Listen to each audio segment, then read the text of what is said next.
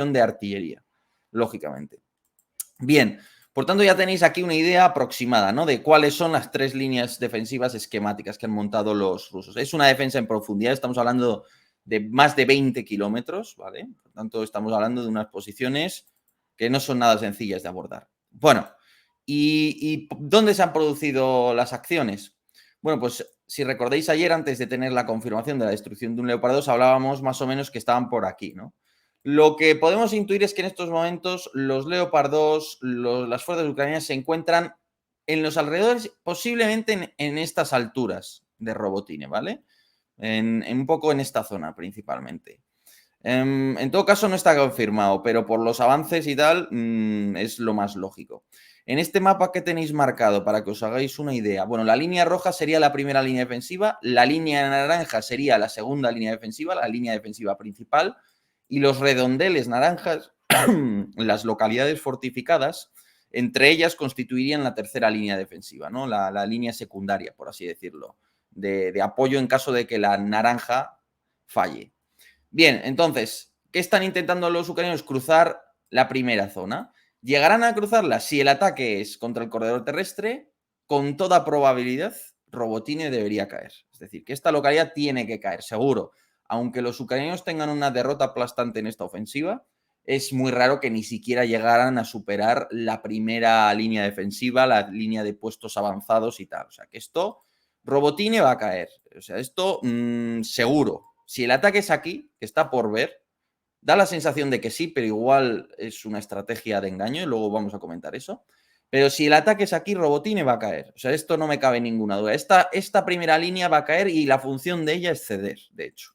Pero imponer un enorme coste, de tal manera que cuando lleguen a la siguiente línea ya no lleguen con suficiente fuerza. Y aunque pudiera haber alguna perforación, ya quedarían detenidos por la tercera línea, ¿no? Entonces, esa es la clave. Ahora están presionando en Robotine.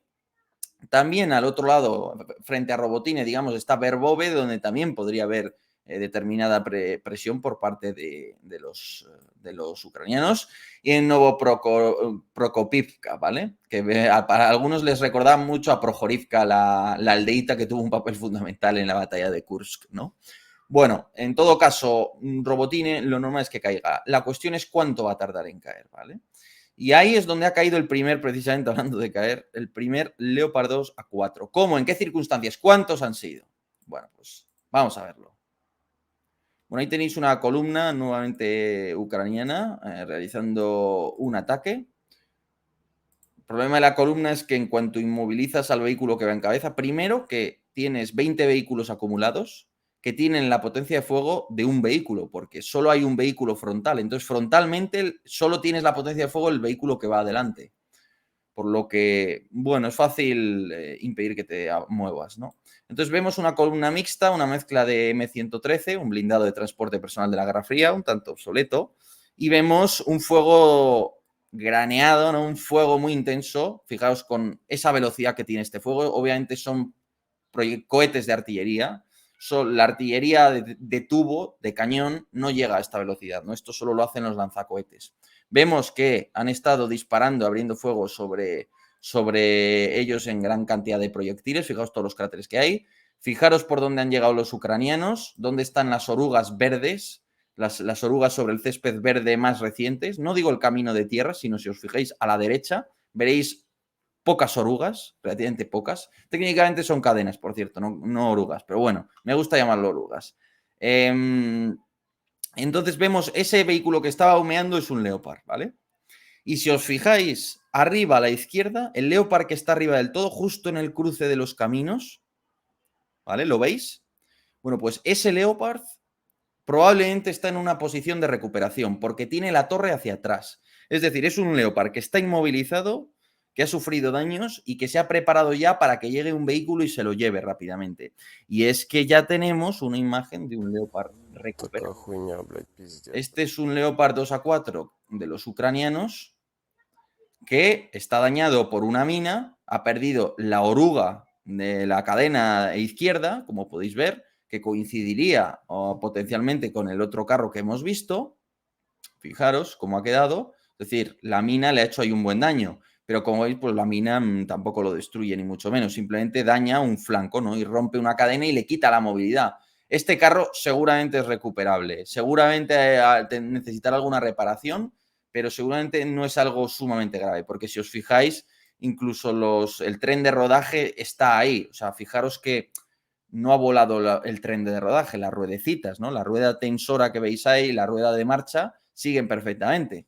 Por tanto, ha sido una explosión que no le ha afectado tanto, ¿no? Como podemos observar. Es un carro recuperable y fijaros en el detalle, la torre, no sé si lo notáis, la torre está mirando hacia atrás, ¿no? Porque los carros se recuperan de esta manera, siempre hacia atrás. Por tanto, vemos como mínimo un carro dañado, otro destruido y el tercero que se ve en el vídeo, pues no sé qué le habrá pasado. Que yo sepa, por ahora, en estos momentos, no hay ningún otro Leopard confirmado destruido. Pero bueno, probablemente habrá más, porque tienen que haber enviado más Leopards. Habrán enviado un batallón por lo menos, pues tendrá que haber unos cuantos más por ahí dando apoyo, ¿vale? Por tanto, esto de un lado. Ayer os decía, el Leopard tiene un papel simbólico, no solo táctico. ¿En qué sentido? Bueno, Leopard en esta ofensiva no sabemos cuántos va a haber. Puede haber como mucho unos 80, como mucho, y probablemente habrá menos. Ponle 30, 60 máximo. Mientras que las brigadas han acumulado fácilmente más de 200, en torno a 250 carros de combate, ¿no? Porque son 12 brigadas con 12 batallones de carros, de unos 30 vehículos cada uno. Entonces, ¿qué quiero deciros con esto? Que el Leopard 2 no es el carro más abundante. El más abundante van a seguir siendo modelos soviéticos. Sin embargo, el Leopard 2 tiene es un simbolismo fuerte porque es un carro alemán, es llamativo, todos los oficiales lo conocen, todo el mundo sabe lo que es un Leopard, existe la expectación por verlo y todo el mundo asume que es como lo mejor que tiene Ucrania y en cierto sentido es así, es lo mejor que tiene Ucrania. Entonces, cuando aparece el Leopard 2 en el corredor terrestre, inmediatamente nos da la sensación de que ese es el asalto principal. Entonces tú y a una unidad de inteligencia lo tienen en cuenta. O sea, una unidad de inteligencia dice, a ver, ¿dónde está la unidad con mejor material? ¿En el corredor terrestre con los Leopardos A4? Pues ojo, porque si han empeñado aquí a la mejor unidad con el mejor material, igual es que es el ataque principal, lógicamente. Entonces, incluso para la inteligencia objetivamente es llamativo. Pero precisamente por eso lo puedes usar como carnaza, lo puedes usar como un cebo, lo puedes usar para dar la sensación de que vas a por el corredor terrestre en esa zona y resulta que la concentración más importante está en otra zona. ¿Por qué os digo esto? Porque aunque se está desarrollando la ofensiva y todo apunta a que el ataque es sobre el corredor terrestre, lo cierto es que podría haber sorpresas, ¿no? Es decir, atacar el corredor terrestre frontalmente es como muy obvio. Quizás es la opción que ha elegido Ucrania. También hay grandes motivos para hacerlo. Por algo está tan fortificado, porque es la vía más directa a una victoria ucraniana, prácticamente. Pero bueno, quería que tengáis esas dos ideas, ¿vale? En todo caso, obviamente, esa unidad ha sufrido bajas, pero los ataques han continuado esta noche. De eso han informado los rusos, se han enviado columnas. Aquí estamos viendo probablemente el uso de algún tipo de misil antitanque, quizás sea un Kornet ruso, probablemente, disparando. Yo no sé si por la espalda, me da la sensación de que esos vehículos están de espaldas, ¿vale? Entonces, disparando por la espalda sobre una columna de vehículos ucranianos. Creo. En realidad no he confirmado que sea un vídeo ruso, pero creo que efectivamente es un vídeo ruso. En todo caso, es bastante interesante que se dé este tipo de combates y que Ucrania esté pudiendo combatir por la noche. Esto era un asunto fundamental, porque recordad que durante la noche hay muchos menos medios. Es decir, hay cámaras térmicas, hay cosas, pero tienes muchos menos medios para lidiar con esa situación. Vemos ahí una columna. También da la sensación de ser una columna mixta, ¿no? Con distintos tipos de vehículos, no parecen homogéneos. Y en todo caso vemos que la defensa antitanque pues está intentando trabajarse mucho, lógicamente, a los blindados ucranianos porque es lo que tiene que hacer, al fin y al cabo. Un importante oficial ruso lo que ha comentado es que las minas han servido muy bien, han dado muy buen servicio. Y es lógico, estamos en la primera línea defensiva, la función de los obstáculos de las minas no es ser indestructibles, es ganar tiempo, porque cuando una unidad se tiene que parar delante de un campo de minas, delante de un obstáculo para quitarlo y abrir un pasillo, es muy vulnerable. Y en ese momento aprovechas para batirlo. Entonces, esa mezcla de obstáculos que ralentizan con artillería en zonas preseleccionadas, porque durante estos meses las unidades de artillería de esta zona del corredor, ¿qué habrán estado haciendo? Estableciendo sectores de tiro. Es decir, ¿cuáles son las zonas por las que se canalizaría un ataque acorazado? Estudiando el terreno, estudiando los obstáculos que vamos a poner los rusos. Pues por aquí, por aquí, por aquí, por aquí. Vale, pues vamos a hacer, desde distintos lugares vamos a ubicar nuestra unidad de artillería y vamos a hacer una serie de disparos para corregir el tiro. Y ya con esos disparos vamos a saber si quiero disparar aquí, qué correcciones tengo aquí que hacer, si quiero disparar aquí, qué correcciones tengo que hacer y si quiero disparar aquí, qué correcciones tengo que hacer. De tal manera que cuando llegue a la ofensiva no necesito ni un dron, ni siquiera un observador de artillería. Solo necesito que alguien allí me diga, están atacando aquí, haced fuego sobre esta área. Y entonces yo ya sé las correcciones que tengo que introducir en las piezas, introduzco y abro fuego incluso a ciegas, ¿no? Imaginando que la defensa aérea estuviera funcionando bien, la guerra electrónica me impidieran el uso de drones, hubiera niebla matinal, hubiera humo, si el observador de artillería no pudiera ver bien, incluso así podrías hacer fuego sobre esas zonas, ¿no? Es una idea, pero tenéis que entender la dificultad de superar una defensa en profundidad de estas características, ¿no? Bien, entonces, por ahora, la batalla de Robotini, muy importante, hay que estar atentos a lo que sucede ahí. Segundo punto, otras zonas del frente. Bueno, parece ser que aquí tenemos una especie de unidad de las fuerzas especiales realizando una acción de reconocimiento. Está geolocalizada y os preguntaréis, ¿y dónde está geolocalizada exactamente? Pues ahora vamos a movernos un poco, vamos a movernos del centro del corredor terrestre al flanco izquierdo del corredor terrestre. Aquí, como veis, está Vasilivka, ¿verdad? Vasilivka es una localidad que ayer se ordenó reasentar a la población, el gobernador provincial ruso de la región. Y aquí hay una zona que siempre ha estado muy en disputa, que es Lobkove. Lobkove, las fuerzas ucranianas se las ha visto, este vídeo que estabais viendo, más o menos, si no recuerdo mal, por aquí. Aquí están haciendo ese reconocimiento que se ve en el vídeo que habéis observado, ¿no? Para que os, bueno, pues os podáis hacer una idea. Entonces, parece ser que hay unidades que se han acercado aquí. Según los rusos, los ucranianos habrían llegado a Lobkove y habrían incluso establecido una cabeza de puente y los rusos están intentando contraatacar. Bueno, aquí no sé si está bien marcado Lobkove, supongo que Lobkove más bien debe ser este pueblecito de aquí, ¿vale? Pero bueno, en todo caso que aquí se asume que como mínimo hay una cabeza de puente ucraniana y podría incluso haber algo más. Y de ahí el vídeo que os estaba enseñando. Pero es que aún hay más. ¿Qué hay más? Bueno, pues a ver qué os parece esto. Vámonos al saliente, ¿no? Al saliente de Velika Novosilka. Ahí está el saliente. Este es el saliente. Espero que se aprecie de una manera clara, ¿no? En el vídeo el saliente. Lo cierto es que tiene una serie de características, ¿no? Entre ellas, ¿cuáles podríamos destacar? Ah, ahí va, perdonad. A ver, ahí está. Ya solucionado, ¿eh? Ya es raro que... Bueno, perdonad. Bueno, entonces, aquí yo creo que Novodarivka yo ya la doy en manos ucranianas, a un elevadísimo coste. Solo para tomar Novodarivka se han apreciado 29 vehículos blindados de tipo MRAP y 4 carros de combate, ¿vale? En toda esta zona, siendo destruidos. En una primera línea defensiva, porque esto es zona avanzada principalmente. Entonces, es un coste muy elevado. Se ha perdido un batallón prácticamente en toda esta área, un batallón al completo, ¿no? Por cierto, creo que es razonable asumir, Ucrania cuenta con unos 48 batallones para este combate. Yo creo que es razonable pensar que ha podido perder ya 2 o 3 de 48. Probablemente si llegan a perder 24 así, ya habrán perdido la capacidad de seguir la ofensiva. 24 ya extremando mucho las cosas, probablemente 36, una cosa así. O sea que de 48 quedan 45 en estado hábil y por tanto aún, bueno, pues hay tiempo desde luego para... O sea, que quiero decir que la batalla aún se puede alargar durante unas semanas hasta que veamos cómo están las cosas, ¿no? Bueno, Novodarivka, como os digo, yo doy por hecho que ya está en manos ucranianas. Porque los vehículos han sido destruidos ya fuera incluso de Novodarivka, bueno, y creo que por el esfuerzo que han hecho, aunque hayan perdido ese batallón, imagino que esta posición ya la deben de controlar.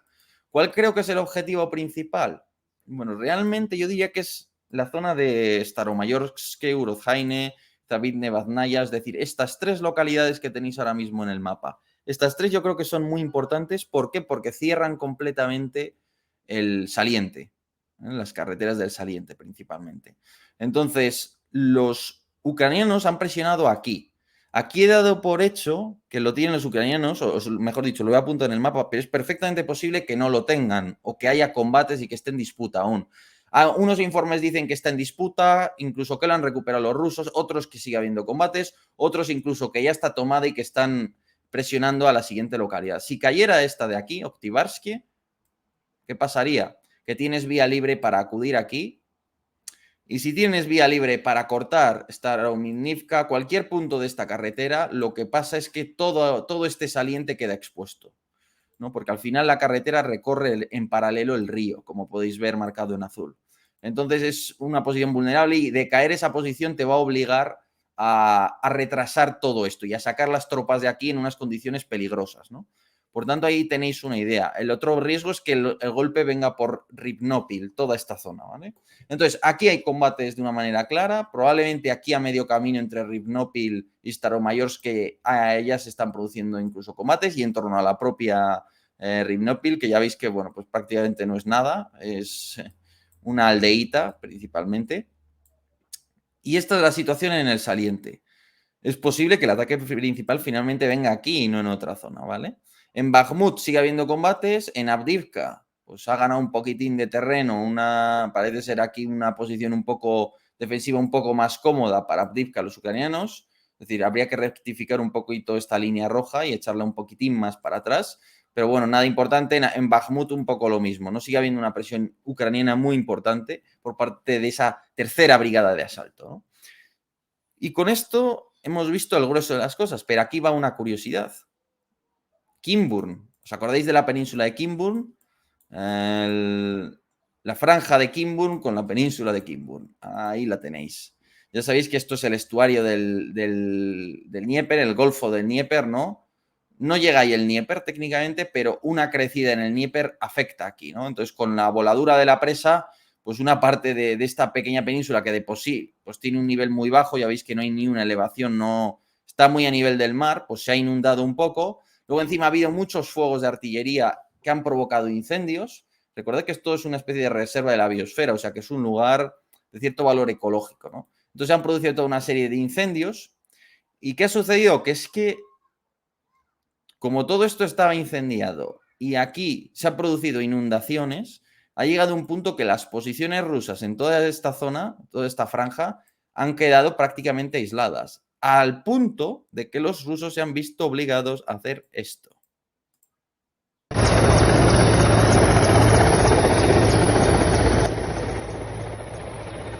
Han tenido que sacar tropas ante la dificultad de abastecimiento.